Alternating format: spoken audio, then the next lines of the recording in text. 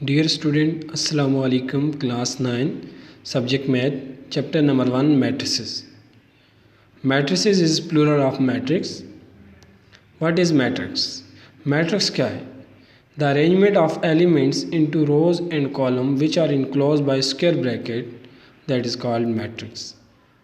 Elements की arrangement जो कि रो और कॉलम की फॉर्म में हो और उस रो और उन रोज़ और कॉलम को इनक्लोज कर दिया जाए स्क्वायर ब्रैकेट से, इसे आप कहते हैं matrix. What are elements? Elements क्या हैं? The member of matrix are called elements. जो मैट्रिक्स के मेंबर हैं, जो मैट्रिक्स बनाने में हिस्सा लेते हैं, उन्हें आप कहते हैं मेंबर्स और एलिमेंट्स। एंड व्हाट इज़ रो?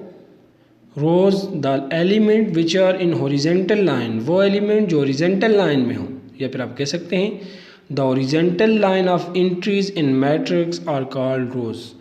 वो एंट्रीज, वो नंबर जो हॉरिजेंटल लाइन में हो किसी मैट्रिक्स के अंदर, उन एंट्रीज को आप कहेंगे कि रोज है। Columns, the vertical line of entries in matrix are called columns.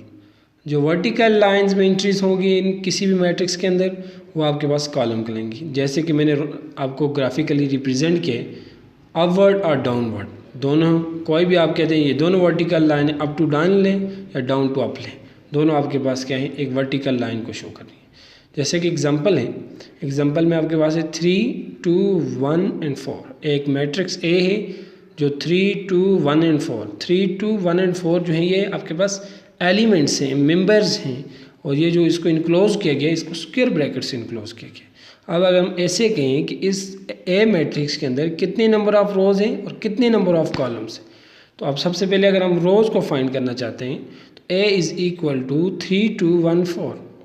The entries 3 and 2 are in horizontal line. जो 3 और 2 जो है वो horizontal line, first horizontal line के अंदर है, तो इसलिए हम इसे कहेंगे कि फर्स्ट रो।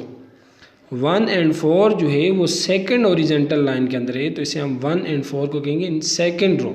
ये जो है सेकंड रोज में। इसका अगर हम कहें कि ए मैट्रिक्स के अंदर कितनी रोज हैं, तो आप कह सकते हैं कि इसके अंदर 2 रोज हैं। क्यों? इसकी 2 हॉरिजेंटल लाइन है।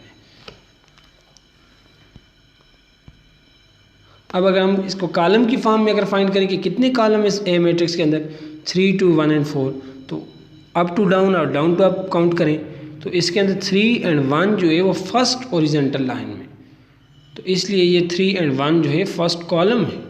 2 and 4 जो है वो सेकंड एंट्री है, ये सेकंड आपके पास ओरिजेंटल लाइन में, तो इसलिए हम इन्हें कहेंगे कि सेकंड कॉलम।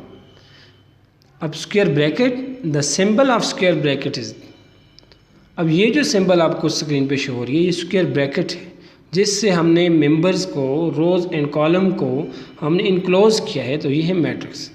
अब टाइप्स ऑफ मैट्रिक्स, मैट्रिक्स की टाइप कितनी है जी?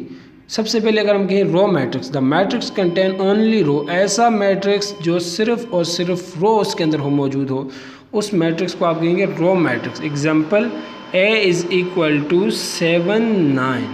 7 और 9 जो है वो आप 7 और 9 जो है ये एक ही फर्स्ट आप कह सकते हैं। जैसे मैंने बताया था कि रोज क्या होती है, तो फर्स्ट ओरिजेंटल लाइन के अंदर है, तो सिर्फ इसके अंदर एक ही ओरिजेंटल लाइन है, तो ये जो है आपके पास सिर्फ रो मैट्रिक्स है।